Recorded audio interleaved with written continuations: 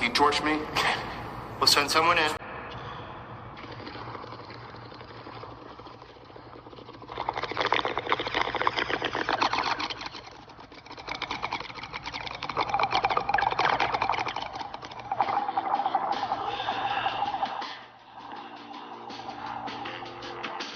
You want highs, mediums, or lows? How are the highs, man? I say they got kind of a piney taste, almost minty. Those the little red hairs? Yeah. And the rich greenery? I see those. It's definitely the highest grade hydroponics in the city. Where'd you go to weed college? Damn, nigga. All right, give me a 50 bag of that. Come on, man, we gotta go. The rain, woke up, before we go to work. All right, let's go, Where you going?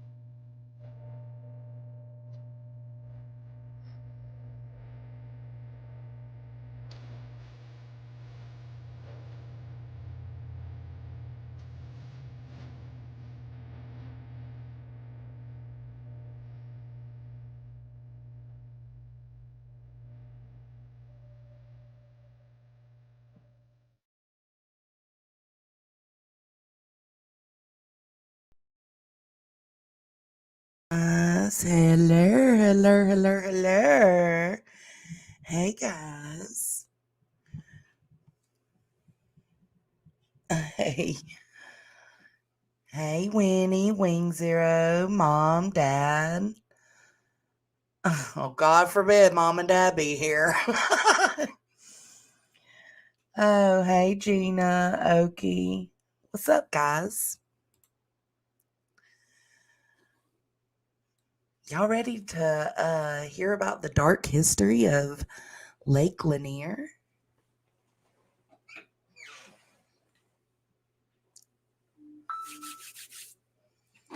Let's see.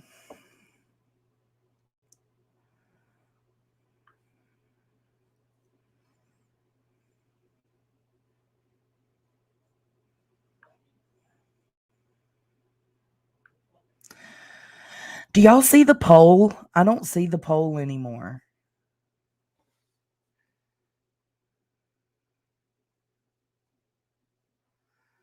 Oh, don't worry about her, Gina.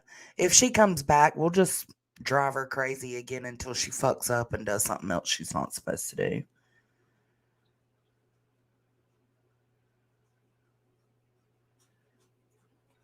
Absolutely, Dad. Oh, for some reason, it is not showing for me on when I go to my YouTube, so I don't know what's going on. Okay, so yeah, it's usually up top, but I don't see it. Let's see.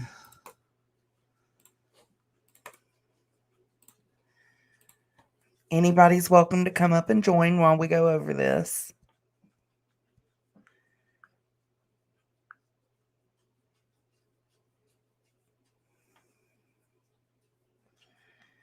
Okay, Bailey won. All right. So let's close. Let me go over here. How's y'all Saturday been? I keep forgetting it's Saturday because I'm so on my husband's schedule. I'm like, tomorrow's Friday for us. Oh. All right, let me go here really quick.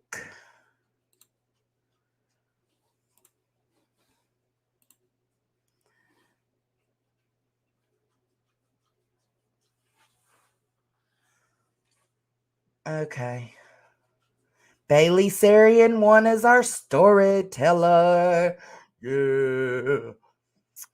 I love Bailey, which I just came across Lights Out podcast, and I'm loving them too. So there's that. Hello. Hey, BM. Hey, D. Hey, Kimmy.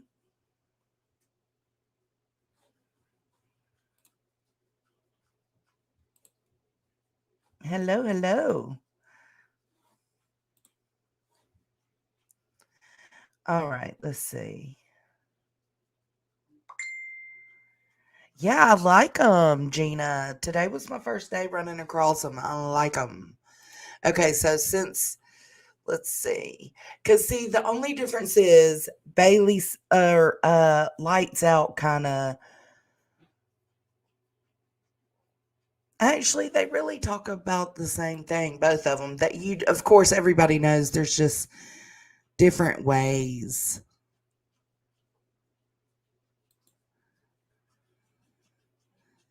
that each of them explain things. You know what I'm saying? All right, so let's share this.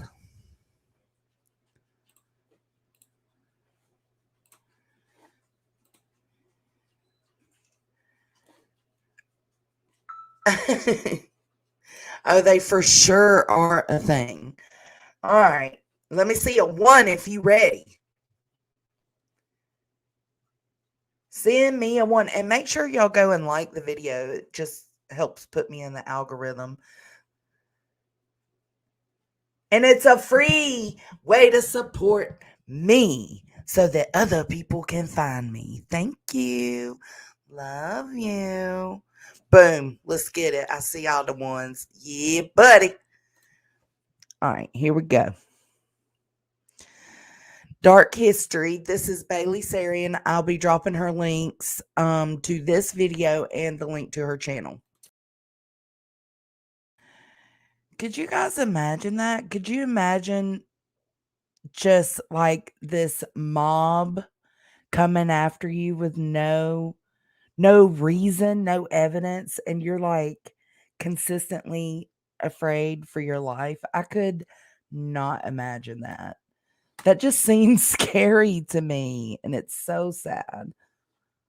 Of Oscar.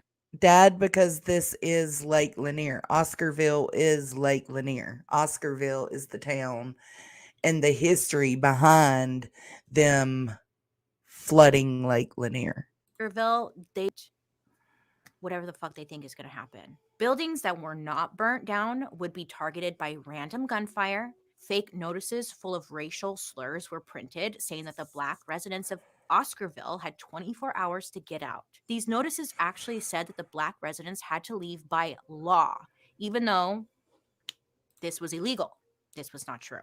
Whether they believe that these notices were real or not, I mean, they could tell that this situation was not the white people. And listen, bless her heart. There were she keeps pronouncing it wrong, but Forsyth County, it's actually Forsyth County.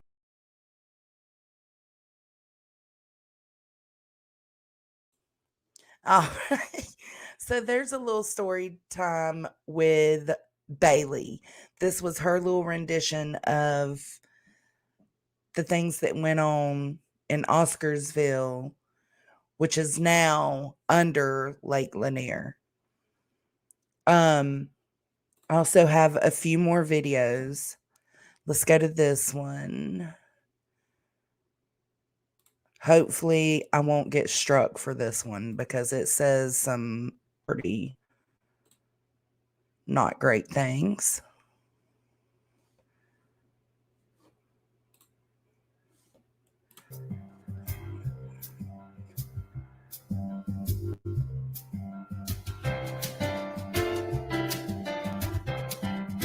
This is African American History is America, which hopefully will paint a vivid picture. Hey, sir. Sorry. Okay, here we go. Named after Sidney Lanier, a poet and Confederate Army veteran, Lake Lanier in northeast Georgia is a popular weekend destination for millions each year.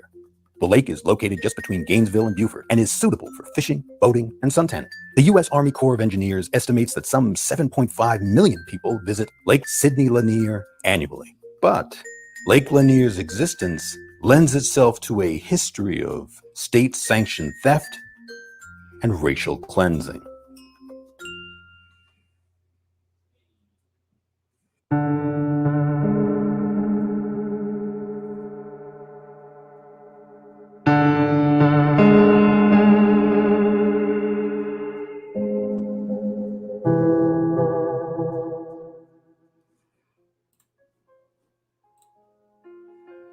Let's start at the beginning. After the Civil War, slaves in the South were emancipated and granted citizenship through constitutional amendments. But by the turn of the 20th century, all Southern states disenfranchised blacks by passing laws to impede voter registration and voting. Georgia Democrats passed such a law in 1908, resulting in the disenfranchisement of all blacks in the state. In addition, the white-dominated Southern legislatures passed laws imposing racial segregation in public facilities, upholding Jim Crow laws. Now, most rural blacks worked as sharecroppers on white-owned land and were seldom able to get free from poverty. Before its completion in 1956, beneath Lake Lanier were several small towns, once occupied by farmers. One of the more well-known towns absorbed by the lake is Oscarville. Let's see. Oh, thank you. Thank you, Wing Zero. You the shit. Thank you.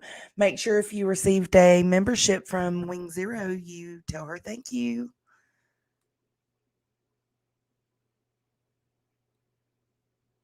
Welcome to the hippie hut, man. Let's vibe.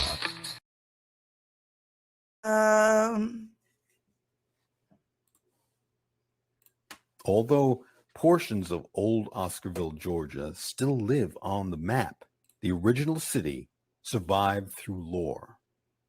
Written and oral history Welcome, did not give Rowena. the other towns purchased by the state the same grace, and they remain unknown. Oscarville, located north of the perimeter in Forsyth County, began as a small rural town in 1870. After the rape and beating of May Crow, an 18-year-old white woman, on September 8, 1912, an angry mob was formed and began tormenting the black residents of Forsyth County, Georgia. Some reports stated that the beating was so brutal that her eye was dislodged from her skull. The local papers said that she was beaten and died of her injuries. After her death, on September 23rd, the angry mob began burning black-owned churches, houses, and businesses. I see you, Be Still. The two black men who were accused Hey, of baby. her death were tried and hung, all on the same day. The local media reported, "The crowd swelled to over 5,000 spectators. They watched in satisfaction as the lifeless bodies of these two low-brow gorilla-like Negroes hung there, swinging in the Georgia breeze like laundry on a clothesline." It has also been noted that the grandniece of May Crow, Debbie Vermaat, thought that her assailants were completely innocent based on her grandmother's account of the incident. 2 weeks prior, Ellen Grice, another white woman, was allegedly raped by a black man. I know, guys. I know. That's. Hold on, let's see. Yeah, a lot of people frequent Lake Lanier. Let's see. Yeah, Margie said, "Yikes, Brantley, gross." Yeah, it's. Oh, I bet there are, Cappy. Yeah, let's hope YouTube doesn't remove my stream because of that dude. Like, I understand it's for the purpose of the video, but it's like, oof, that's rough. An angry militia hung him without any due process, investigations, or proper trial. And many others have lost their Hey, lives Andy. far too many times for crimes they never committed. As the mob grew increasingly more violent, they ran off, chased down, and hunted the Black residents of Oscarville, Georgia. Eventually, the entire Black population of Oscarville and Forsyth County, roughly 1,100 residents, were driven out. To this very day, Forsyth County Look, did y'all continues to see be that? recognized Hold as up. one of the most very day residents were driven. Look at them. Do y'all see them? These dudes in the background? Oh, fucking pieces of shits. Out. To this very day, Forsyth County continues to be recognized as one of the most racist places in the United States. Following this racial cleansing, Lake Lanier, a man-made lake, was created. Lake Lanier was forced upon the land of those affluent, self-sufficient blacks. The Beaufort Dam was also created and flooded in order to cover up the hidden horror of the county's past. There seemed to be very little punishment for racial injustice in Forsyth County. I know, Cappy. Goddamn good old boys. I tried to do a hashtag good old boys. I think it let me do it, but I was like, oof. I do too, Cappy. I love old pictures.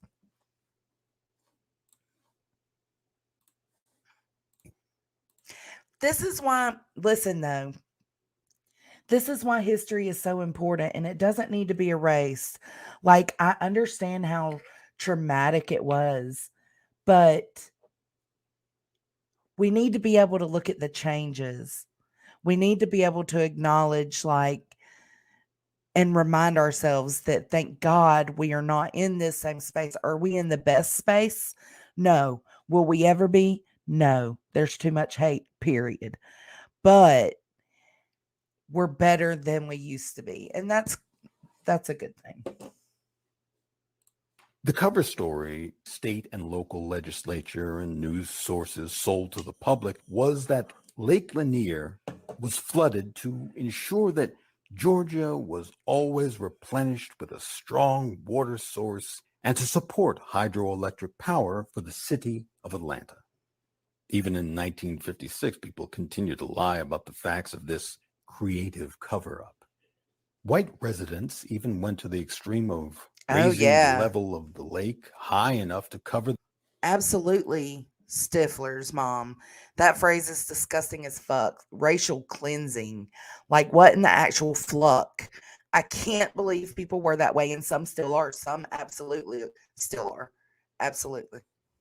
The trees. Later, they came around frequently during the That's process to cut off insane. the tops of the trees. Some of the stumps from the trees are This little there fucking even town, today. man.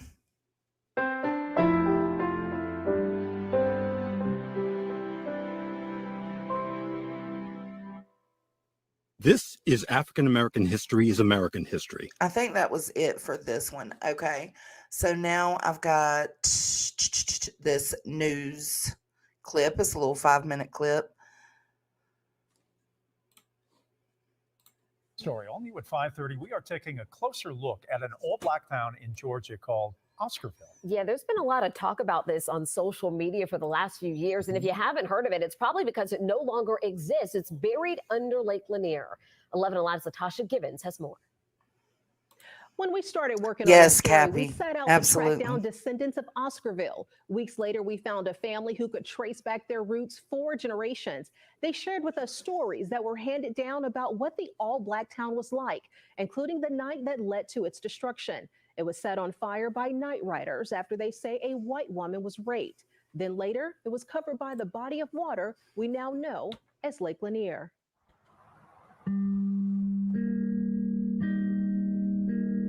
May Crow is buried here at this Gainesville cemetery, but the trail of destruction following her death stretches into the land surrounding Forsyth County, buried beneath these waves of Lake Lanier, where in 1912, nearly every Black resident was forced out.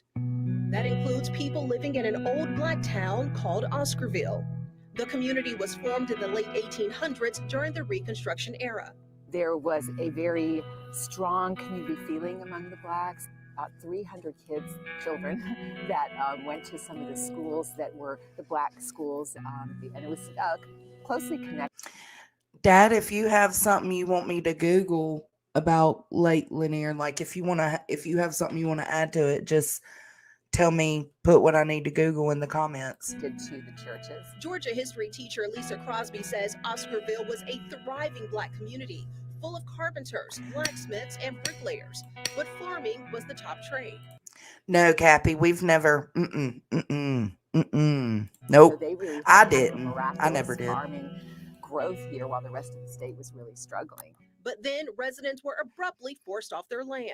So the flashpoint, I think, is 1912. This takes us back to the death of May Crow. The 19-year-old white woman was found dead in the woods near Oscarville, presumably after being raped.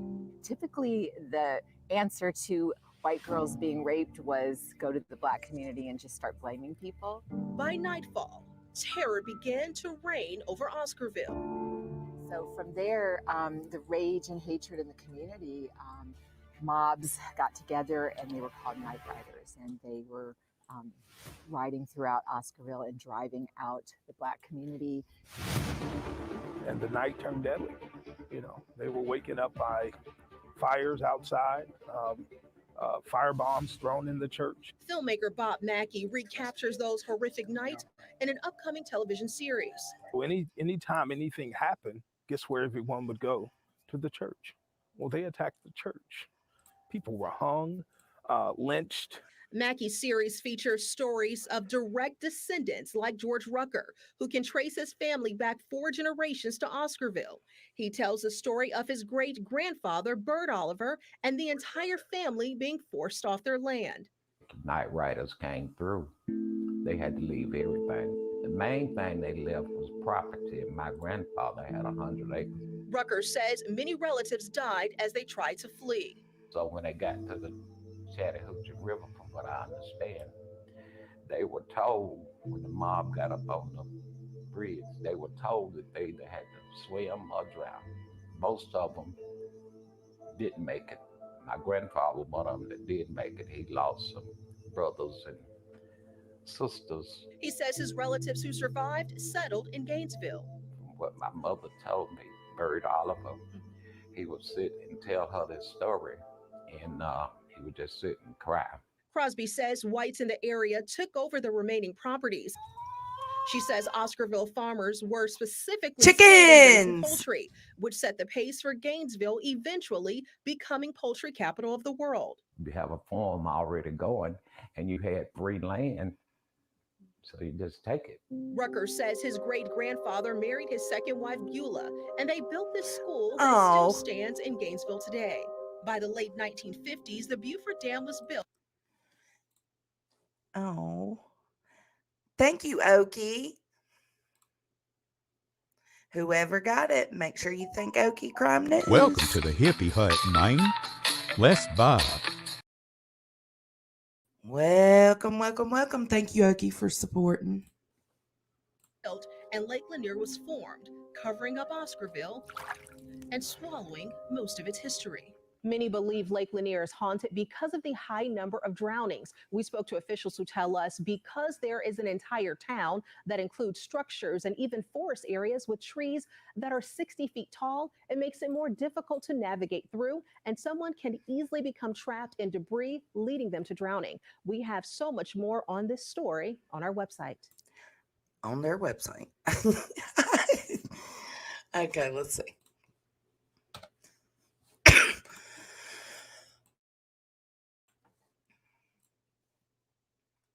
Okay.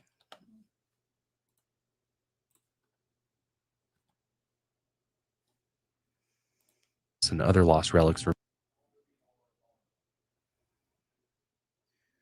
know what? Screw it. We're going to go to. Do y'all want to go to Lights Out podcast anyways?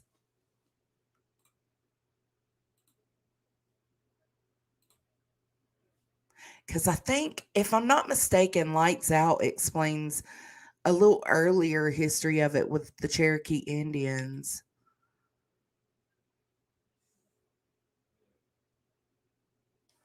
Y'all let me know.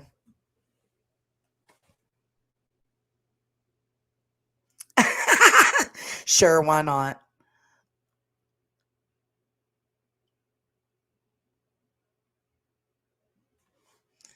Well, you'll figure that out as soon as you get through these videos, Southern Gal. I gotta find where I was on it. A little bit more often than other places. And you could, people just say, oh, it's because I'm looking at this lake for one. Like, happens at every body of water, pretty much. Yeah. There's gonna be drownings, which is true. I mean, that happens at every body of water, pretty much. Yeah. But it seems like it happens. Well, just weird things happen at this lake for one. But it seems like the deaths happen a little bit more often than other places. And you could, people just say, oh, it's because tons of people go there. But I think there is something else going on here. And you'll hear from the story of how this lake even came to be. I think you'll agree with me. There's something just much more sinister and dark at hand here, because it's on. When you hear the history, you're gonna be like, what? And people go there still, yeah, and swim here and float around. Up until like recently, its history was kind of shoved under the rug. Not my crazy ass. My crazy ass grew up knowing about this lake. Like, oh yeah, Annabelle. He's always, from all the videos I just watched today of him, like, she's always there. If I'm not mistaken, now y'all don't hold me to it, because I watched a lot of videos today. But if I'm not mistaken, they talk about the Cherokee aspect, because the Cherokee were removed from that area first. So there was that was its whole other dark history of that area. Well, not a lot of people knew what had happened there before, because it's a man-made lake. It's not even a natural lake. So there's a lot of dark history behind it. So much so that there's actually a horror movie in the works called Lanier. And I don't think it's by a big studio or anything like that, but it's going to come out this September. It's going to be like one of those movies on demand type of thing. Yeah. But I mean, if that tells you anything, I think it's going to be loosely based on. I don't think it's going to be like a accurate depiction of what really happened. But there's just so much that's happened there. They're like, and people know about it, that they're like, all right, we're going to make a movie based off this place. I hear they stayed true to the history. They touch on the history. They don't shy away from it, because I think it's a really important aspect of this haunting. Yeah, absolutely.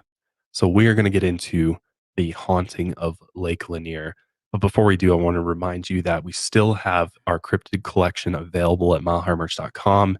Go get it while it lasts. We're quickly running out. So if you haven't checked it out yet, milehighmerch.com. It's only going to be around for as long as it's available. As soon as we're sold out, we're moving on to the next collection. So it's very, very limited. But yeah, if you can support us in that way, we'd really appreciate it. If not, easy way to support us that's absolutely free. Just make sure you're subscribed on YouTube, Spotify, Apple Podcasts, all the places. We really appreciate it. And I totally went and did all that. I like their voices. Like, they got smooth voices. I can dig it. And I like this whole fucking vibe. Can we be real? Let's get real honest here. I mean, props to you dudes. I think the dude on the right is the main guy, but whatever. Like, this whole thing is a vibe, and I love it. Look at the chairs. Look at the wallpaper. I mean, it just, I love it. With that being said, let's just go ahead and dive right into the dark history of Lake Lanier. And y'all make sure to click the link that's pinned and go over there and subscribe if you find that you enjoy this video. And If not, click the other link that I'm dropping and go over there and give them a thumbs up on this video just for allowing us to play it. I don't know Show about you, but it feels support, like show everything in support. this world is moving to a subscription-based model. I mean, it's just endless the amount of subscriptions you can rack up. So what's great is that Oh, Rocket shit. Money He got is me. one of my favorite apps on my phone, but you're actually monitors bills, which has been saves you take care of it, save money, and categorizes your expense into your, so you can easily the average person up to your expenses. All right, guys. When we think of American hauntings, we usually think of psychopaths, haunted houses, or demonic possessions. But for a nation built on endless cruelty and bloodshed, the true horrors are usually found within Oh history. my God. The tragedies of I love Halloween. It's so much better. It's the best holiday. I don't care about gifts or anything. And no, I'm not like a Satanist or anything. I love God. I love Christmas. I love Easter, but I love the festivities of Halloween. It's my favorite time of year. I go all out. I love it. the Cherokee people in Oscarville, Georgia, are just some of the many tales of Oh, violence see, yes. Yes. Lights Out podcast coming in clutch with all the history. and racism in this region of Georgia. And Lake Lanier has seen death and violence long before its waters even filled the valley. Today, during hot summer days, locals flock to the cool man-made lake by the millions. Not many realize the dangers that lurk within the waters of Lake Lanier, or what deadly traps hide beneath its surface. Some believe these hazards are the result of poor planning, but others believe they're the manifestation of a curse, as hundreds of people have died here since the 1950s. And locals and first responders are still pulling bodies from its waters. Others have disappeared forever. But the true horror stories of Forsyth County began centuries before Lake Lanier even existed. Centuries before this region became Forsyth County, Georgia, it was the home of the Cherokee people. Just a brief history on the Cherokee people. The Cherokee are North American Indians of Iroquoian lineage. Their name comes from the Creek word, meaning people of different speech. During the time of European colonization, this was one of the largest politically integrated tribes in North America, and there were somewhere around 22,500 individuals in the year 1650.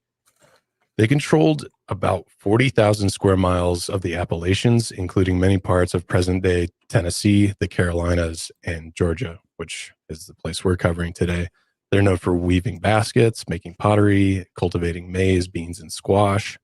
Over the decades of war, genocide, and often broken peace treaties, these things have led to the loss of their people, land, and culture.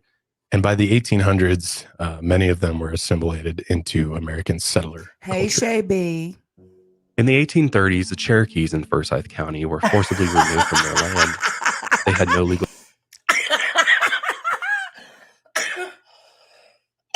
I'm so sorry. This was funny, though.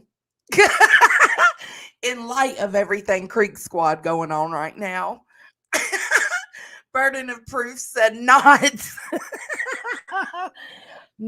to be confused with Creek Squad. No.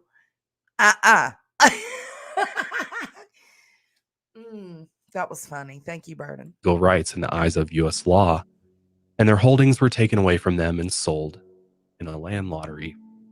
The new white landowners were then given legal documents to drive the Cherokees off the land. Many of the Cherokee people were driven off at gunpoint, and some fled to surrounding woods and starved. Eventually, a small faction of Cherokees ceded the rest of the territory to the U.S. government. In return, the remaining Cherokee people were rounded up, packed into wagons, and forced out of Georgia. Many were forced into a reservation in Oklahoma. By the late 1800s, this location had become one of the 200 black towns established across the U.S. after slavery was abolished. Hundreds of black families lived here, and 300 black children attended the local schools, and it quickly became one of the most prosperous black towns in the United States. They named the town Oscarville in the northern part of Georgia, where the Cherokees used to live decades before, and today it has a predominantly white population, which wasn't always the case. Patrick Phillips, the author of Blood at the Root, a racial cleansing in America moved to the area from Atlanta when he was a kid in the 1970s. And the first thing he noticed was how many white people there were compared to Atlanta, just a few dozen miles south. In 1977, racist jokes were shared on the school bus, and black people were often referred to by racial slurs. When Patrick asked why there was such a racial divide in this area, the other kids talked about its history like a mythical folk legend. But the stories were very much real. It began in the late summer of 1912. The local newspapers reported that on September 5th, 1912, a 22-year-old woman named Ellen Greesh woke up in the middle of the night to find two black men inside her bedroom. Supposedly, they were scared off by Ellen's mother. Local authorities went out to Big Creek, where the break-in had supposedly happened. Ellen then accused two black men, Tony Howell and Isaiah Perkle, of attempting to rape her. Both were just immediately jailed, and they awaited their trial. Meanwhile, a black man named Grant Smith spoke out against the accusations. Grant was a prominent black minister in the area, and supposedly he mentioned to the authorities that at least one of the accused men had been in a consenting relationship with Ellen. That didn't sit well with the local white community, so the locals soon found Grant and dragged him into the town square, where they whipped him with horsewhips until he nearly died from his injuries. Sheriff Bill Reed intervened just in time to save his life and get him to safety in the courthouse. After the near-fatal beating of the minister, it's not clear what happened in the case of Ellen Greesh. 3 more black men were accused of being accomplices, but no one was arrested for the assault and near lynching of Grant Smith. He was kept in the courthouse and eventually transferred out of the city for his own safety. So, I mean, who's to say if Ellen was lying or not in this case? We're not really sure. The case, it wasn't even clear what happened in the end, but it was, at the time, it was a pretty common stereotype in the South that black men sexually assaulted white women. Terrible stereotype. So the white townsfolk would often lynch them to protect what they called white womanhood, whatever that means. But in reality, a lot of these women were just having affairs, or they were just in relationships with black men. And a lot of them just didn't want to deal with social backlash of infidelity or an interracial relationship. So they would just blatantly lie. Like in the case of Ellen, maybe her mother just came into the bedroom, found them with a black man. She was like, "What is he doing in here?" So they lie. And it might have been completely consensual. Exactly like Grant Smith was trying to say, but nobody likes that idea at the time. And so it riled up all the white folk. And many of these accusations just cost these black men their lives, unfortunately. Just a week after the case of Ellen Greesh, in September 1912, a young white woman was found in the nearby woods within an inch of her life. Passerbys found her beaten, bloodied, and unconscious. She was a young white woman, 18-year-old Sleety Mae Crow, and on September 9th, she had been walking from her home to her aunt's house nearby on Brownsbridge Road. It was near the Forsyth Hall County line. Supposedly, her attacker had pulled up a small dogwood tree by its roots, snuck up behind her, and struck her over the head. She was then dragged deeper into the woods, raped, and struck at least 3 more times over the head with a large stone, crushing her skull. She then fell into a coma for 2 weeks and eventually died. The rape and the murder led to the arrest of 4 black people. Authorities arrested Rob Edwards, his wife Jane Daniel, and her 18-year-old brother Oscar Daniel, as well as a 16-year-old boy named Ernest Knox. Rob Edwards, also known as Big Rob, was supposedly seen near the scene of the crime around the time it occurred, and that's all the evidence that they had on him. He was just nearby. And while he sat in his cell, he was seized by an angry mob. The deputy, Gay Lummis, found out that the local sheriff had organized the abduction of Big Rob from prison. The deputy then tried his best to stop them, but it was no use. The mob had grown into dozens, hundreds, and eventually thousands of angry white people. Supposedly 2,000 people stormed the jailhouse. They took Big Rob to the town square and beat him with crowbars, and then shot him to death. They then wrapped a rope around his neck and dragged him around the town square before stringing his body up on the arm of a telephone pole. And several white spectators then shot bullets into his lifeless body. Hundreds of the townspeople joined in, and there is no record of any indictments or prosecutions for the lynching crimes. As for the 16-year-old Ernest and 18-year-old Oscar, their trials for the rape and murder of Sleety Mae Crow lasted only 1 hour. The only piece of evidence in Ernest's case was a small pocket mirror of his that was supposedly found near the crime scene. A few days before, 1 hour. 1 hour. Can you believe that? Could you imagine being in, like, getting yourself in some kind of shenanigans? Or maybe you didn't get yourself in any type of shenanigans and you're just drug out there to the courthouse to stand trial, and your trial lasted 1 hour.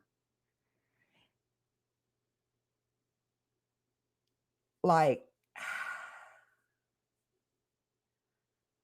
1 fucking hour.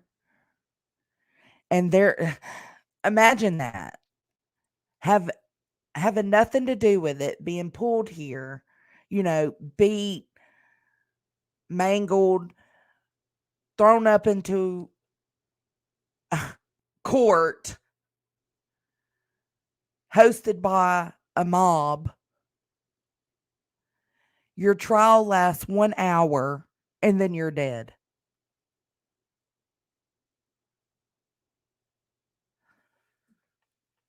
Yeah, To Kill a Mockingbird vibes, absolutely. they put him through a mock lynching where they pretended to hang him. This scared Ernest so much that he confessed on the spot to try and avoid the gallows. Both trials happened on the same day with juries of 12 white farmers, and both were found guilty and sentenced to death. They were hanged just outside the city. The hanging area was later described as a county fair. There was a huge celebration, and between 5,000 and 8,000 people came out to celebrate and watch the executions. So keep in mind that public executions weren't even legal in Forsyth County at the time. But the judge, Newt Morris, ordered a 15-foot high fence to be built around the gallows. So it technically wasn't a public execution. What? And of course, yeah, isn't that Because a insane? fence was built A up? fence. That's all they did. But the night before the hanging, a group of white men burned down the fence. And of course, they left the gallows intact. So the city Because they was wanted just it like publicly public. viewable. Exactly. So the city was just like, hey, we did what we could to make it not public, when they really didn't. It was just a technicality and a loophole. People even took souvenirs from the gallows after the fact, which is disturbing, right?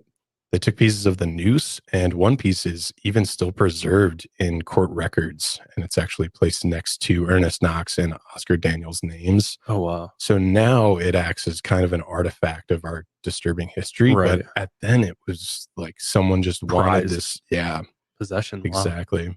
Plus, the judge, Newt Morris, would later lead a lynch mob in Atlanta just a few years after this. The mob murdered a man named Leo Frank. So you can kind of get the picture of the systemic racism that's built into this system that they had there. And, it's going all the way to the top with the judge. After the attack on Sleety Mae Crow, the local papers began spreading rumors of a potential black insurrection. The papers claimed there had been a spree of sexual assaults committed by black men, and they wanted to rile up the white townspeople. Rumors also spread that the black community conspired to dynamite white people's homes. So on the night after Sleety's funeral, a group of angry white men gathered in town. They would soon get the nickname the Night Riders. They gathered on horses and planned on punishing the entire black community in Oscarville. Technically, the KKK had been defunct since the 1870s, about 4 decades earlier, but its angry racist roots were still strong in the American South. These Night Riders lit their torches and burned down the black churches and homes across Oscarville.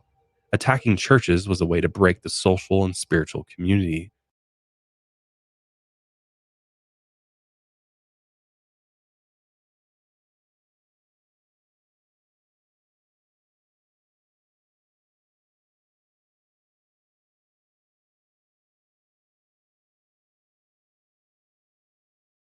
They also shot bullets into their cabin windows. But many of the black people didn't even own the properties they lived in. Many were sharecroppers' cabins, and they stayed here while they were indebted to the white farm owners. Around the same time as these attacks just across the Chattahoochee River in Hall County, similar acts of white terrorism were also growing. But the major difference between the Hall County and the Forsyth County night ride was that the Hall County men were arrested. Their names were listed in the local papers the next day, and they were tried for their crimes. Meanwhile, in Forsyth, none of the night riders were prosecuted, and local law enforcement didn't give a shit. and Sleety Maycrow's family was in full support of the violence. They were even quoted calling the local black people the fiends of hell. The rioters then drove more families out of was their I homes, shot muted? their dogs and livestock, and burned their furniture and blood. Was I muted, Zen? I think it was I muted?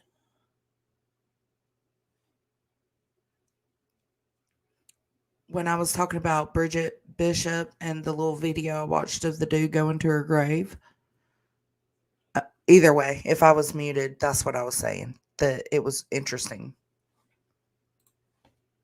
Belongings. So in 1912, almost every black resident of the town was forcibly relocated. Over several months, the Night Riders exiled 98% of the black people in town, which was roughly 1,100 people. This was about 10% of the entire town at the time. The few black families that stayed behind were the ones who worked for wealthy property owners in the nearby town of Cumming. During the attacks, a white woman named Ruth Jordan joined her father to go check on their black neighbors, the Cook family. They found the house empty and their furniture was shot to pieces. When they called out to the Cook family, they emerged quietly from the nearby woods. They had spent the night there hiding in terror. This is what many families had to do while all of their possessions were destroyed. And they soon fled the area with nothing but the clothes on their backs. Here's actually a clip of a relative of Oscarville residents passing on the story of this terrible time. Night riders came through.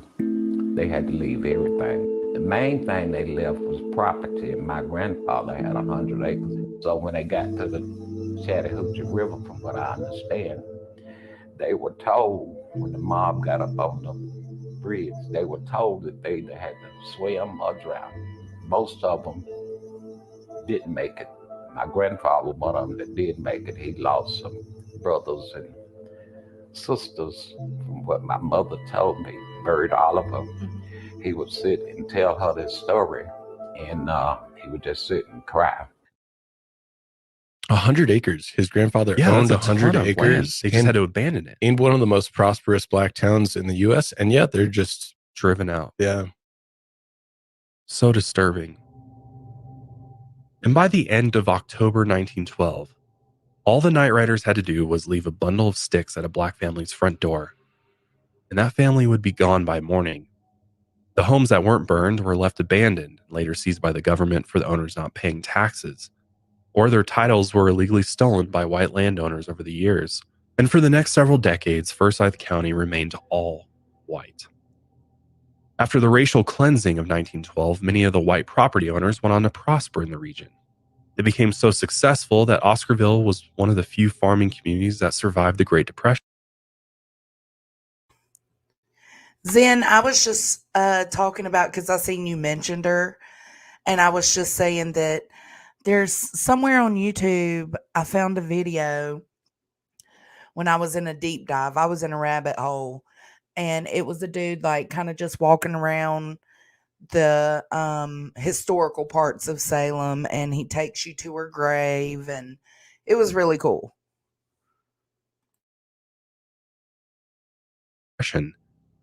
And the boll weevil attacks on cotton.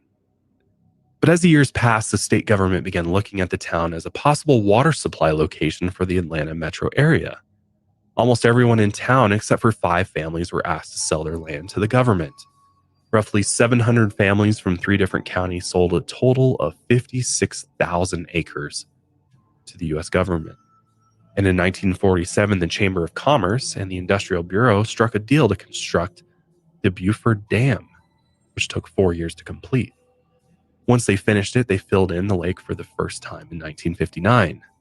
Locals jammed the nearby roads and bridges to watch the water swallow up the land. Its water would eventually supply 6 million people with fresh water. It would soon become known as Georgia's Inland Ocean. And they named the lake after the Georgia poet Sidney Lanier, who was also dubbed the Poet of the Confederacy. What was once Oscarville was fully submerged beneath the surface and mostly forgotten. This town only lived on through old maps, archived newspaper articles, and oral history.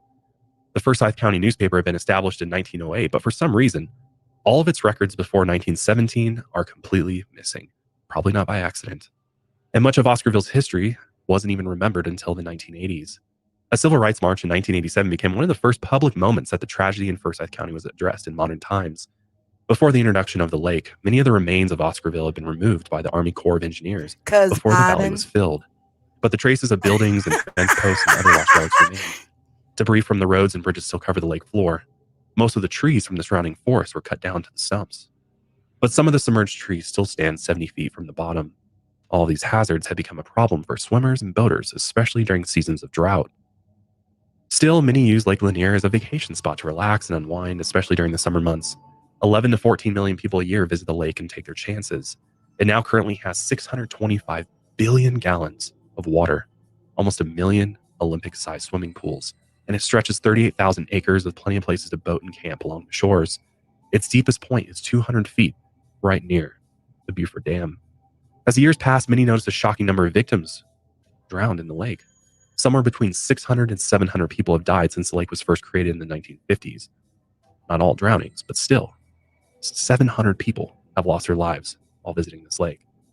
And some of the victims have just simply disappeared, never to be seen again. Boats have blown up at docking stations and others have collided head-on with each other.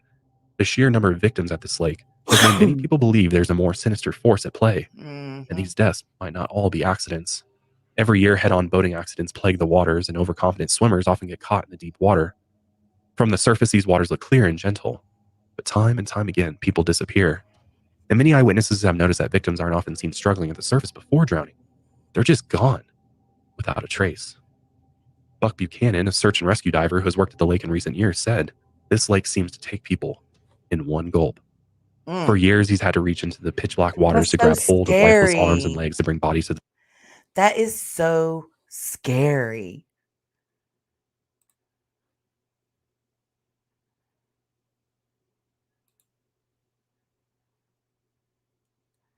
Why are you crying, Gina? This is Lenny Beans. This is Lake Lanier. It's in Forsyth County, Georgia. It's considered in it's like a bunch of little towns together. So some people say Gainesville. Some people say, what's that other one? Damn, I can't. What's going on, Gina? I'm going to let this play. Tell me what's going on. Gina, why are you worried about that woman?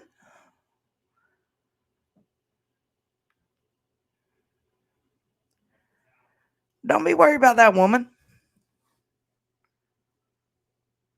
She can't do nothing to you. Don't give her that power. Fuck that. The surface.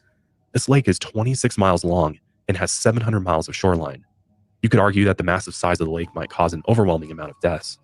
Even though Lake Lanier is the largest lake in Georgia, there are plenty of lakes that are roughly the same size throughout the United States that don't even have half the amount of casualties. That's awesome, be still. And Lake Allatoona, only 40 miles away, has about the same amount of visitors each year, but only 1/3 of the deaths. Many have come to believe the only explanation is that these waters are haunted by negative paranormal energies. Those who visit claim they can sense something odd about the lake, even when just standing on its shores. Its blue waters seem majestic from a distance, but if you ever take the plunge, you could be risking your life. Even if you submerge yourself into the waters when you're by yourself, you get the feeling that you're not alone. And some have... Gina, do not ever let anybody make you feel that way. Don't let anybody have that kind of control over your mindset, love. No, fuck them. Who is she? She's a fucking idiot. She's irrelevant. No, don't give her that energy. Do not give her that power.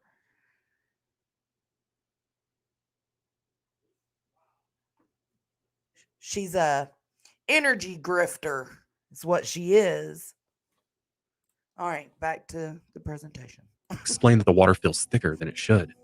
In one rescue mission, a woman had fallen off the side of a boat, and when the rescue crew saved her, they explained it happens all the time in Lake Lanier.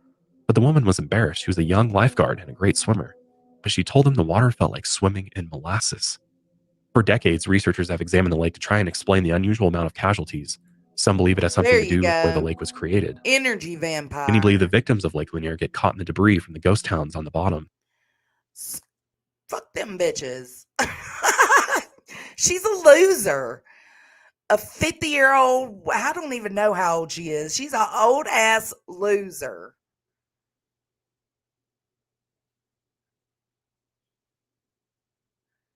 I love old people, but Molly is just an old failure at life, is what she is. The old brick chimneys and 70-foot trees can catch people off guard, and in drought seasons, it's even worse. Plus, the lake was created in a valley, so the lake bottom never formed naturally like other lakes. You got the it. water Rita. isn't shallow toward the shore, gradually getting deeper towards the center like natural lakes. In some areas, it can be knee-deep in one area and then a sheer 20-foot plunge. But these hazards might only be one part of the problem. Others believe a dark force might be pulling victims down deeper into the water. In the past few decades, researchers have recently confirmed this. I'll fucking scarf that bitch up and eat her for breakfast. Fuck her. Suspicions of a focal point for possible paranormal energy. It was known that about 20 local cemeteries had to be relocated because the lake was created, and dozens, possibly even hundreds of graves had to be dug up and moved. Many of the Civil War veterans' burials had been on private property in their family plots. Even though the Corps of Engineers claimed they moved all the burials, some families filed complaints saying they were never notified, or the bodies were never actually moved. But the complaints were pretty much ignored, and the construction of the dam in Lake Lanier continued. In 2007, researchers confirmed that not all the sites had been dealt with. That year, there was a severe drought in the area and the water levels dropped. The debris of an old racetrack, the Gainesville Speedway, breached the surface. And this was also when researchers discovered the area they called pictures of that too. the Summer Ore Mounds. While the Corps of Engineers removed the foundations of old properties and trees decades ago, they ignored a significant mound along the west bank of the upper Chattahoochee River. Before the drought, this area of the valley had been fully submerged, but now it was obvious a Cherokee and Creek burial ground once existed here at this mound. Look, I do. How crazy is that?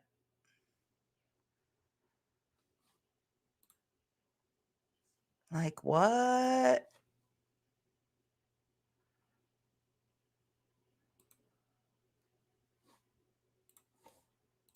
The pottery and the other artifacts date back to somewhere between 800 and 985 CE. The mound once sat along an old east-west trail not far from the remains of a Cherokee village. And what's worse is that the mound had actually been discovered back in 1951 during the search. Yeah, what did he say? Let me rewind it. Okay. Area and the water levels dropped. The debris, all the sites had been dealt with. That year, there was a severe drought in the area and the water levels dropped. The debris of an old racetrack, the Gainesville Speedway, breached the surface. There you go. And this was also when researchers discovered the area they called the Summer Ore Mounds. While the Corps of Engineers removed the foundations of old properties and trees decades ago, they ignored a significant mound along the west bank of the upper Chattahoochee River. Before the drought, this area of the valley had been fully submerged, but now it was obvious a Cherokee and Creek burial ground once existed here at this mound. The pottery and the other artifacts date back to somewhere between 800 and 985 CE. Hold up. The mound once sat along an old east. I knew this dude looked familiar. Hold on. Hold up. Hold up. Is this Kendall Ray's husband? Is that what y'all telling me in the chat? I love Kendall Ray. I've been subbed up to her for like 4 years.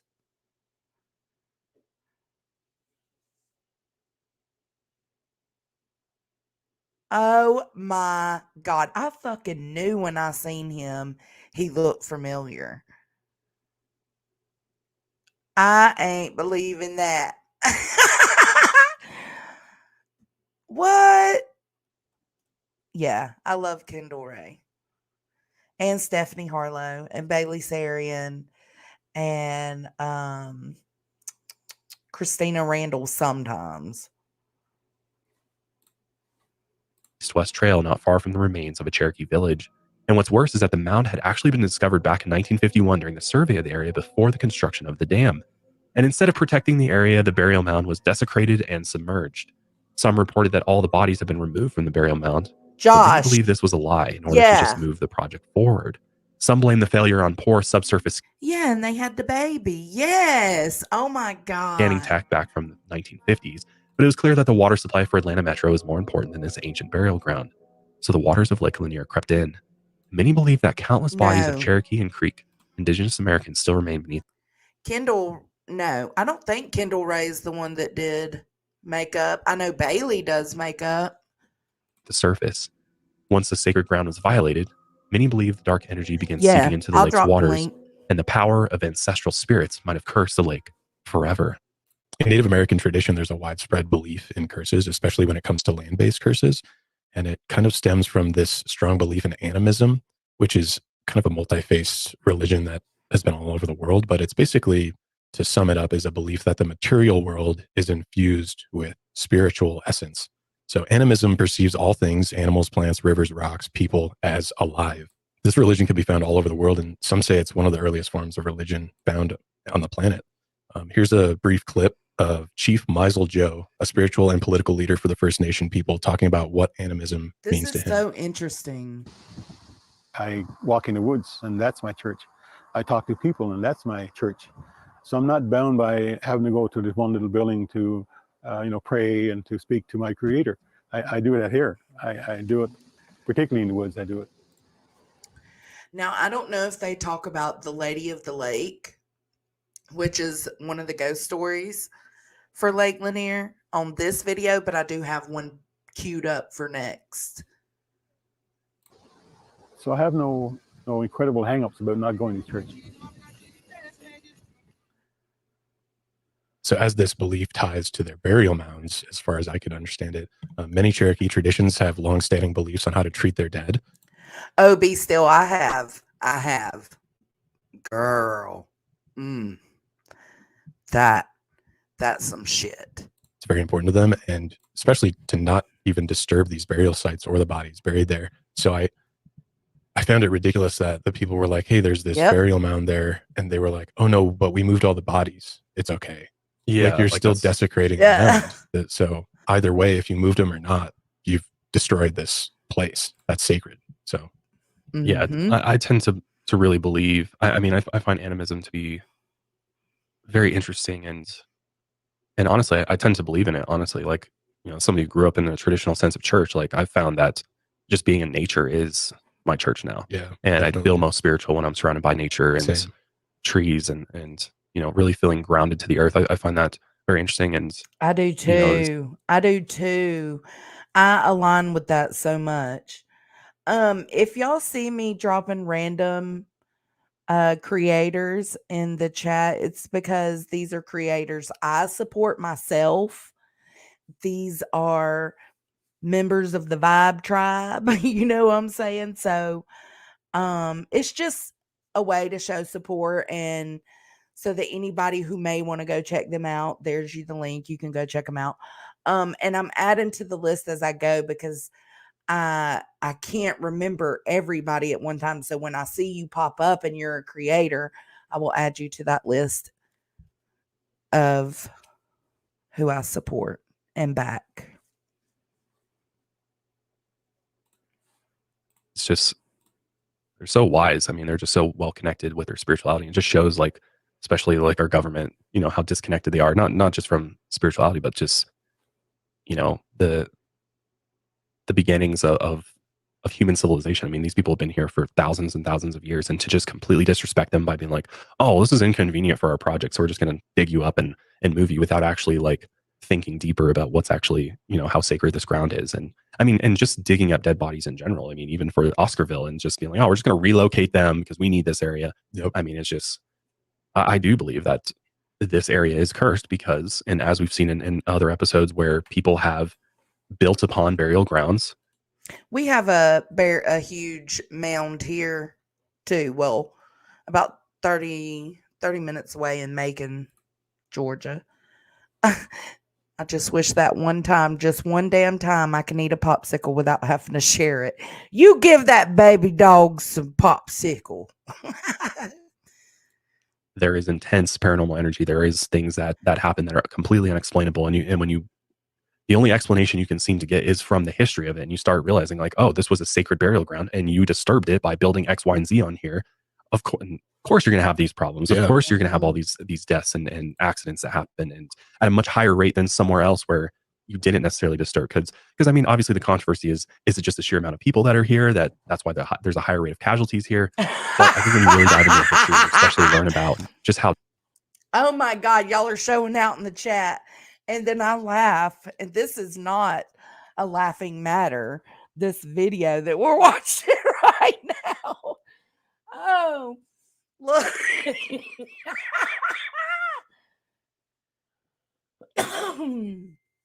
Dad made a comment in chat saying he wishes that he could just have his popsicle without having to share it just one damn time, right? Because he's got a chocolate lab there, his dog. And him and my uncle live together. They're like bachelors living together. My mama said, Cody just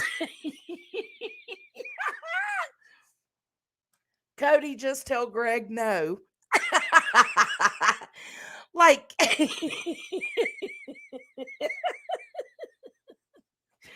like my uncle, my dad's brother, is sitting here asking asking for the other half of the popsicle. Y'all are wild as fuck. Oh shit. He buys his own, Dad says. Oh shit. Ooh. Oh, that was funny. Oh. Hey, Rebel. What? Southern Gal? No, I didn't know that. The guy's channel that we're watching, it's pinned, baby. The link that's pinned at the top of the chat is this dude's channel. Yeah, Greg the uncle. My uncle and my dad live together. They're brothers. Greg's the oldest brother.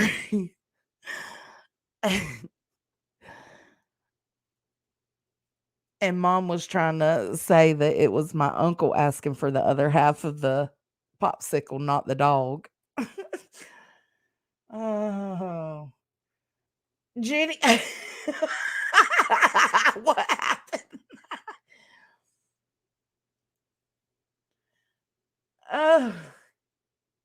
Look, Jenny said, you got to share with a fur baby, Cody Jones. It just wouldn't be right.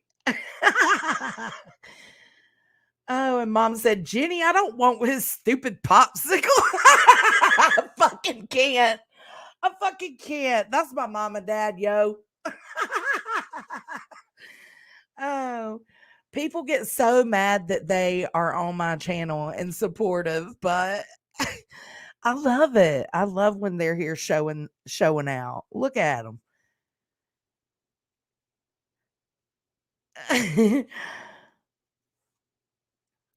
Look, Dad ain't even said nothing. Oh, there he goes. Your mom is the devil. Okay, this is an intermission, so I don't get struck. How about that? Oh, that was good. Thank y'all. See, sometimes you need a second in between all the heavy to just laugh.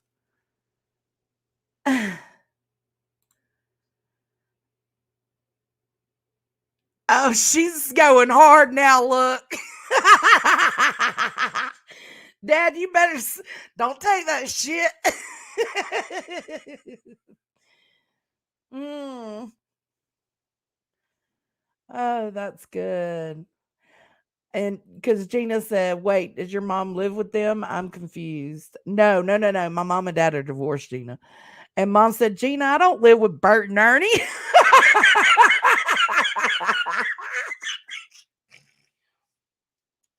Oh, shit. Laura has a problem with Mom and Dad. Yeah, I think it's just Laura, isn't it? Oh, thank you, Wing Zero. Let's let George twerk real quick. Thank you, baby. Thank you for the support. Oh God, that was so funny. They show out, man.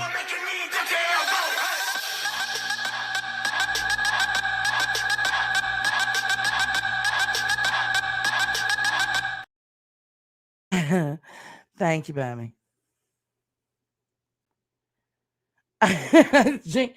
They've been divorced for like, I don't know, going on 20 years, I guess. Oh no, y'all can be nosy. We're open. We're open. It's cool.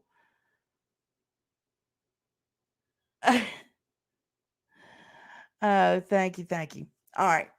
Y'all behave. Let's finish this video. How dark it was, and just how little of a fuck the government gave when it came to building Lake I Lanier. love them so That they're much. just like, oh well, small price to pay, I guess. Yeah, and I guarantee you they didn't consult any of the Cherokee or never, Creek people, right? And it was, I mean, if you follow the money too, it was like, we're going to do this Beaver Dam, and then we're going to do Lake Lanier.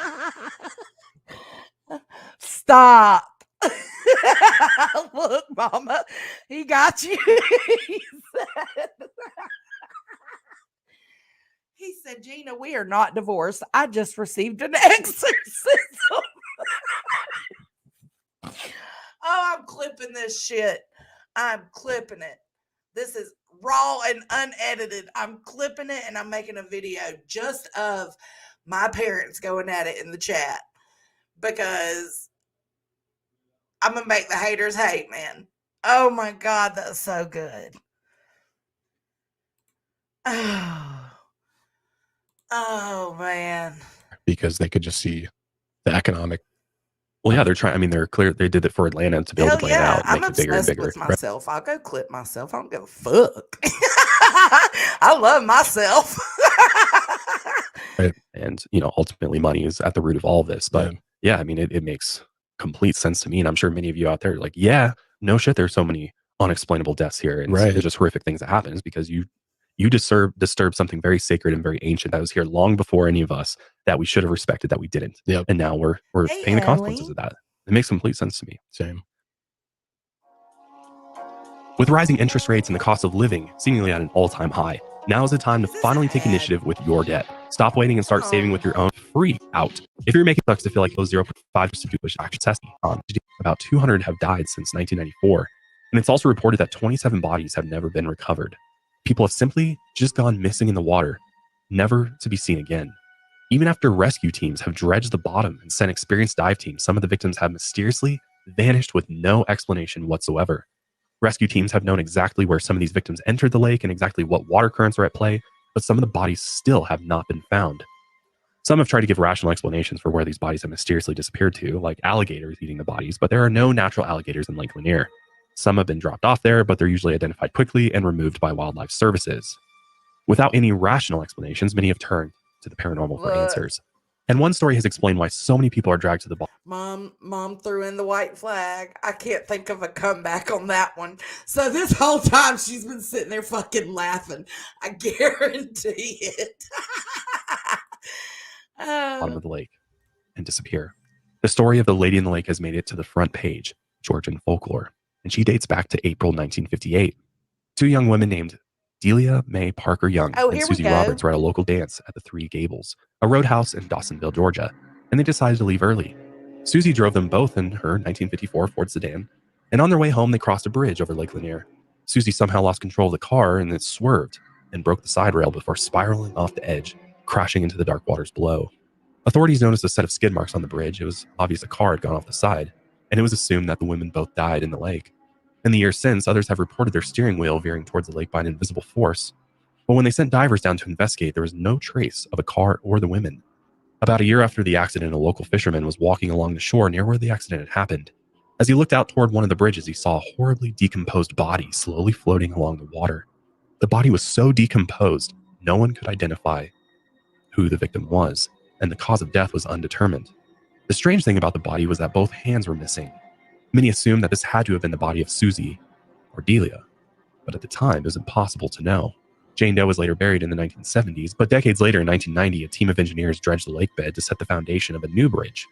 They knew the waters of Lake Lanier had the remains of a ghost town beneath its surface, but they were surprised when their machinery hit a strange metal object about 90 feet below. Lo and behold, it was the shell of an old 1954 Ford sedan. The car rested on a steep slope gouged by a giant tree trunk. As the years passed, mud and debris covered most of the car.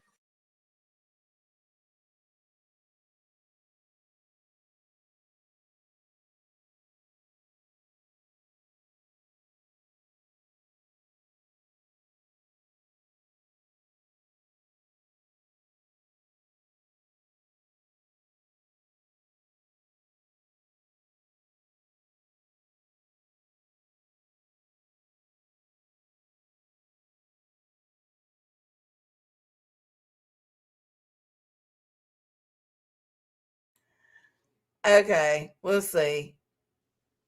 Southern gal asked, which one has the unibrow, Greg? And Mom said, nope, Cody's eyebrows match his mustache. That is not true, Mama. You clowning him. That is not true. Sexy eyebrows.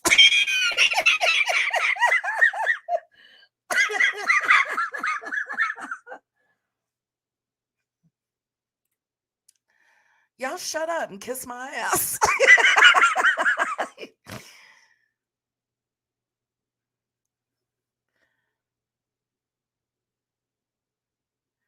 No, I kind of do too, Deets.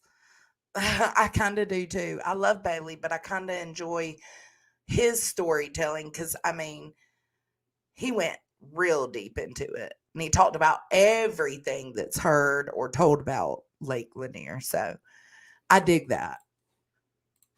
And when they hauled it out of the water, they discovered the skeletal remains of Susie Roberts inside. They identified her through dental records. This meant that the body discovered back in 1959 was most likely Susie's friend, AAHIAH. Both women could now finally rest in peace, but in the years since 1958, many claimed to see the apparition of a woman in a blue dress in and around Lake Lanier, and she quickly got the nickname the Lady of the Lake. She's often seen near the bridge at night. Sometimes she's pacing back and forth on top of the bridge, always waiting for someone to approach her. And she has Feel better, baby. no hands. Deets. But once a curious victim gets close enough, Feel she better. drags them down to the bottom of the lake and drowns them. One visitor named Rachel Sanders went swimming in the lake in November 2019. That day, she was training for a triathlon. She had swam in the lake her entire life, but this time she experienced something she couldn't explain. Thank you, Jeannie. The skies were clear and the waters were calm. But as she swam, she heard a high-pitched shriek from somewhere deep in the water. She then felt a force beneath her pulling downward like a hand clutching her ankles. Her head plunged beneath the surface, and in a few moments, everything went black. She woke up on the shore of a small island in the middle of the lake. And when she got up and looked out into the water, she saw the figure of a woman wearing a blue dress beneath the surface. Rachel refused to get back in the water, so she climbed to the island's highest point and flagged down a boat that took her back to shore. Love. So what's the rational explanation behind this one? Yeah. Your neighborhood secondary skeptic here besides Danny, Austin here. Yeah, what happened here? Some skeptics, they do claim that Rachel was just suffering from hypothermia. She was swimming in the lake in November, and those water temperatures get down to 45 degrees Fahrenheit. So obviously not freezing temps because it's pretty cold, though. That is really cold. I mean, I can barely stand like 60 like degrees. 55 is pretty cold. Right. Like, most people don't want to swim without a wetsuit with that. Right. So 45. Yeah. It wasn't confirmed that it was 45 that day, but temperatures get down roughly on average in November. Yeah. And cold water can lower the body's temperature 25 times faster than air. So if you're getting into 45 degree Fahrenheit, your body is dropping very quickly. So what the body does is it tries to keep the blood flow closer to the heart, which then obviously pulls it away from your limbs, your extremities, and your brain, which leads to loss of coordination, confusion, and possibly hallucinations. But others argue that Rachel had swam in the lake many times before. She was obviously trained in this. She was training for a triathlon. Yeah, it wasn't like her first swim out there. Right. She's healthy. She's young. She's a good swimmer. So she was a trained athlete. Plus, people argue that Rachel wasn't the only one who's encountered this Lady of the Lake. So it's like, was it a coincidence that she's having a hallucination that all lines up with this apparition? Seems very unlikely to me. I mean, it's like, clearly, I mean, it's like, at what point was she tripping or hallucinating from the hypothermia? Yeah. Right? Like, and what are the why would it be chances that- right after she yeah. has this weird feeling of being dragged down, by something beneath her? Like, it's just, it seems like a very convenient explanation for this versus, and what are the chances that, you're hallucinating from hypothermia and the one thing you hallucinate is the Lady in the Lake. Yeah. And it's described to a T, like the same way that everybody else sees her. Yep. It's all it'd be all big coincidence if that were the exactly. case. This seems pretty believable to me. Yeah. Others have seen her apparition near Alta Vista Cemetery in Gainesville, just east of the lake. This is where many of the graves were relocated before the water filled the valley, including where Delia Mae Parker Young was buried. One local resident was crossing through the cemetery late one night when he thought he heard the howling of an animal, but he soon realized it was someone shrieking. As he looked in the distance toward the tree line, he saw the figure of a shadowy woman wearing a blue dress, and in the blink of an eye, she was gone. Other visitors have reported seeing other apparitions in and around Lake Lanier. A common one has been a shadowy figure sitting on a small raft at night. The figure looks like a man slowly moving across the water. He uses a pole to push himself along the lake's jagged floor. Resting against his shoulder is a long stick with a lantern at the top. The lantern swings back and forth, casting a soft light across the murky water beneath him. Those who have seen this figure claim the apparition appears and disappears out of nowhere. One sighting was reported by 2 fishermen around 1 a.m. on a cold autumn night. From the shore, they spotted the raft in the section of the lake about 45 feet deep, but the figure in the raft had no problem pushing himself along. The fishermen watched silently as the figure glided across the water in the moonlight. Suddenly, the figure noticed the fishermen and began shouting something they couldn't understand, before diving off the raft into the water. As moments passed, the figure's head never emerged, and the men realized the figure might be swimming beneath the surface coming straight toward them. They quickly reeled in their lines and packed their gear. They shined their flashlights to get one last glance out at the water, but the raft had disappeared. There was no trace of the figure anywhere. The water sat undisturbed like nothing was there in the first place. Many believe this figure is the ghost of an old traveler. He might be an echo of the past, a man who had lost his life in the foothills of northern Georgia before Lake Lanier even existed. Along with the ghost stories, many modern-day visitors to Lake Lanier still report strange activity in and near the water, but it rarely turns visitors away. And over Memorial Day weekend just last year, 7 people drowned. One man even drowned in one of the designated swimming areas, and rescue teams had to use a side-scan sonar system to locate his body beneath the water. His remains had to be removed from the lake by rescue divers in a helicopter.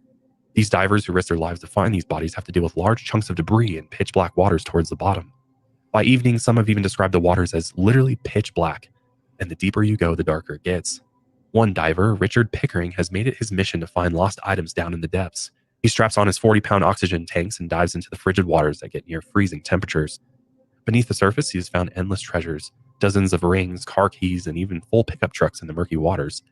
And who knows how many of these things once belonged to the dead. He also finds serious hazards that he helps clear out of the water, because he knows too many swimmers lose their lives in the lake. But one of the worst tragedies at the lake didn't even begin in hazardous waters, and the victim's destination wasn't even Lake Lanier. On Christmas Day, 1964, the Brown and Rogers families lived in the same home in Gainesville, not far from the lake. There were 4 adults and 7 children. The children were between 1 and 6 years old. After opening presents, the mothers began work on the Christmas meal. And around 1 p.m., they all decided they wanted some apples from a local orchard. So the 2 families piled into one of the cars, all 11 of them. The orchard was just across the lake. So they made their way toward the 2-mile bridge on Highway 141. But this is where the driver, Mr. Brown, lost control of the car. As they came down a slope around a curve, the car slid toward the edge of the road and clipped the guardrail. As it bounced off the guardrail, it hit a power pole so hard it snapped in half, and the car flipped, head over heel into the freezing waters of Lake Lanier. The onlookers, 16-year-old Martha McConnell and her stepdad, watched the entire freak accident, and they quickly ran to help. Rescue divers and local fire departments also responded to the scene, but they reported near zero visibility that day, and the black waters were nearly impossible to navigate. The car had sunk to the bottom within minutes, nearly 30 feet below the surface. First responders saw Martha's stepdad helping the survivors in the shallow water. He then looked out and saw what he thought was a doll belonging to one of the children floating out where the car had hit the water. The floating doll later turned out to be one of the deceased children. In the end, 7 of the family members died, 2 adults including the driver, and 5 children. Reports at the time claimed that Mr. Brown had been driving the car after drinking rot gut liquor that Christmas morning. And that was how Christmas Day 1964 became the deadliest day at Lake Lanier. And these horror stories have continued every year since. Even stories where victims have survived are just as haunting. In 2022, a mother, her 9-year-old son Noah, and her assistant visited the Margaritaville section of the lake. It's where a resort and water parks sit right off of the shore, and many swimmers go into the bay-like area of the lake to swim. The woman took her son into the water for about 45 minutes, and then she told her assistant she was going to grab some water and she'd be right back. She was literally only gone for a moment, and when she returned, she saw her assistant, but her son was gone. He had been wearing a bright red shirt and should have been easy to spot, but he was nowhere to be seen. She dove into the lake and began looking underwater for his bright red shirt.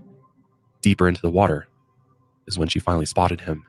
He was floating just above the lake floor, and one of his legs appeared to be suspended straight toward the bottom like something had grabbed onto him. She recovered his body before getting him back to the shore, and as lifeguards arrived, they administered CPR and radioed for the park rangers. Minutes passed and the boy was still unresponsive. After about 10 minutes of CPR, they finally got a pulse, and they were able to transport him to Metro Atlanta Pediatrics Trauma Center. It's important to note that Noah has sickle cell anemia, which makes this even more scary. Sickle cell is an inherited disorder that affects the shape of red blood cells, and there are several symptoms, including anemia, episodes of extreme pain, swelling of hands and feet, delayed growth, and vision problems. But what the doctors were most worried about was the bacteria in the lake water causing an infection, because he had inhaled and some of it had gotten in his lungs and a lot in his stomach as well. And people with sickle cell are much more prone to severe infections. So even though that they got a pulse, it was still going to be a huge problem for his life. Yeah, getting that water out and making sure he was all right. So doctors immediately had to do a blood transfusion because he had ingested some of that lake water. When they finished the transfusion and stabilized him, they tried to figure out what caused Noah to almost drown in the first place. Dozens of other visitors were also swimming in the same area of the lake but didn't have any issues. And the medical staff figured that he had suffered from a seizure while swimming before floating down toward the bottom of the lake. But his mother recalled him looking like something had grabbed onto his ankle and held him toward the bottom. Whether you believe he had a seizure or if something actually pulled him downward, it's stories like Noah's that have convinced people of Lake Lanier's curse. And some wish they would just close the lake to the public entirely. Hey, But as of Bando. 2000, it's estimated that the lake's economic impact is over $5.5 billion annually. And the generators at the dam produce more than $96 million in hydroelectricity.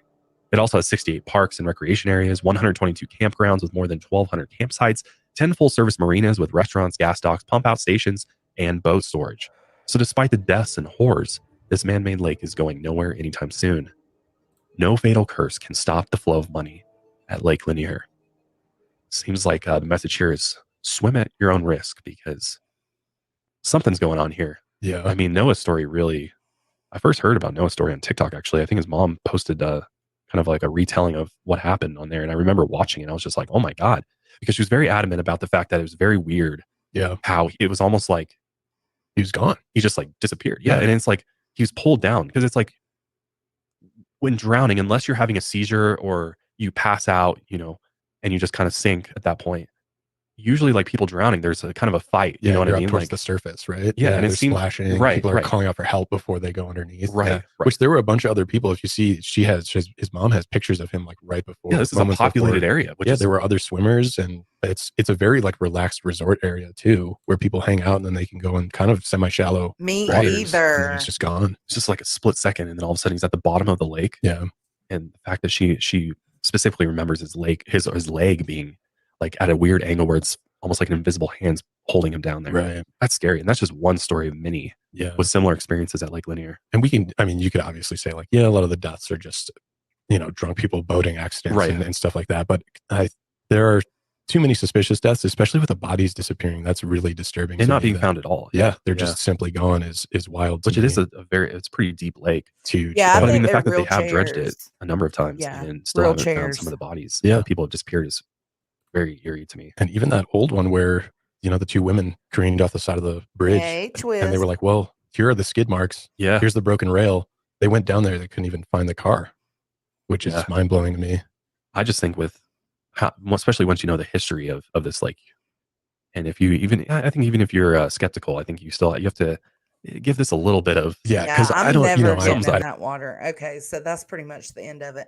I'm never ever going there. I ain't tempting fate.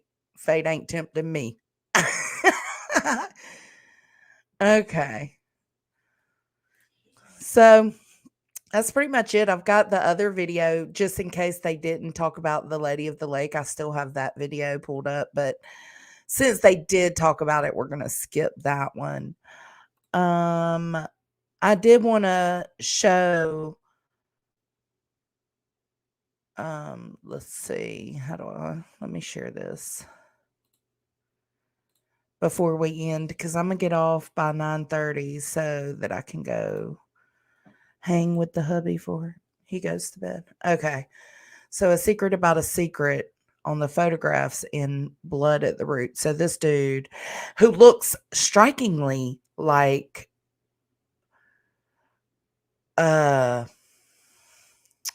who was it that I thought he was? Damn. I don't think it was Marky Mark. Not Mark Wahlberg, but maybe. I don't know. But when I first glanced, I was like, oh, is that Mark Wahlberg? Yeah. No, it's not. Blood at the Root, A Racial Cleansing in America by Patrick Phillips. So if you're interested, it seems like, yeah, they've got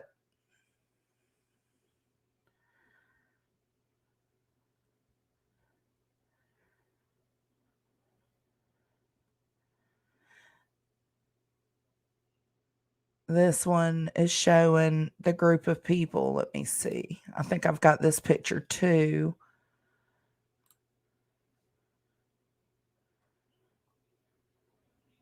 Yeah.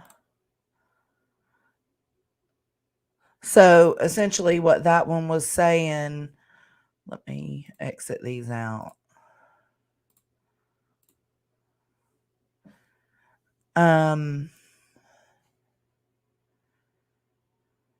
Okay, so this is explaining the images he found pertaining to Oscarville, aka Lake Lanier.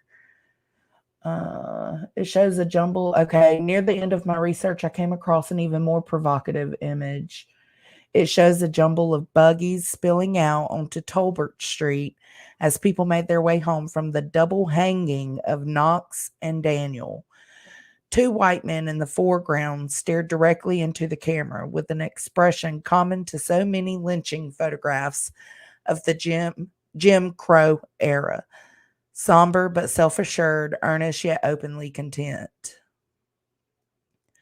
The most surprising thing about the picture is that in the bottom right-hand corner, you can just make out a group of young black men standing at the edge of the crowd. And it's true, you can see them. Right up here, front right behind the wheels on that little buggy. How sad.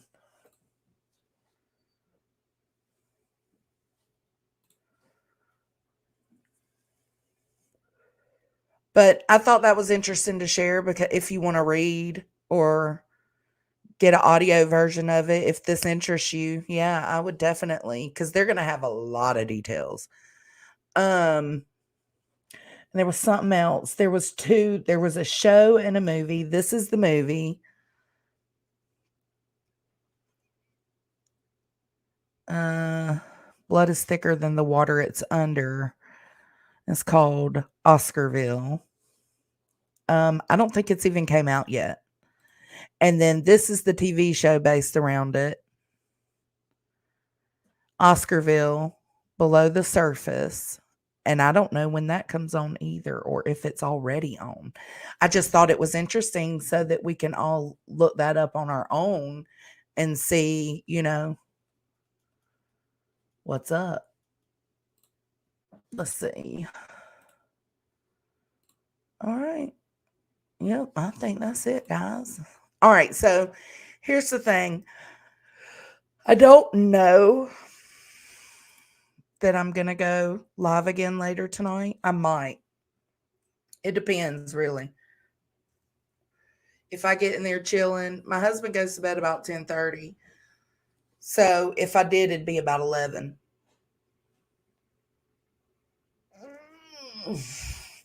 But I might get in there and start playing my little Monopoly Go and my little puzzle games and not want to do it. But I did do a poll. If you haven't voted, make sure you vote, because I'm going to take that into consideration. There's a few things I would like to catch up on. Well, not really. Just talk about the shenanigans. Oh my God, shenanigans that Ryan Upchurch pulled in the Kylie Rodney case. I know I've seen a few creators. Deets just had a video about this. If you haven't seen it, go see it. Let me drop her link. But I also made videos when this was first coming out, and I can just restream them and we can talk shit. And oh my God, I was watching Dolly and he was making so many excuses for Ryan Upchurch. It was insane. So make sure you vote. Let me know. And I may come back. It also depends on who's live. if one of our groups live, then cool. I'll just wait. But if nothing's going on tonight, I'll definitely probably come back. All right, guys. Thanks for being here. Thanks for loving and supporting me. And I hope to see you guys in a little while. Catch you on the flip side. Bye.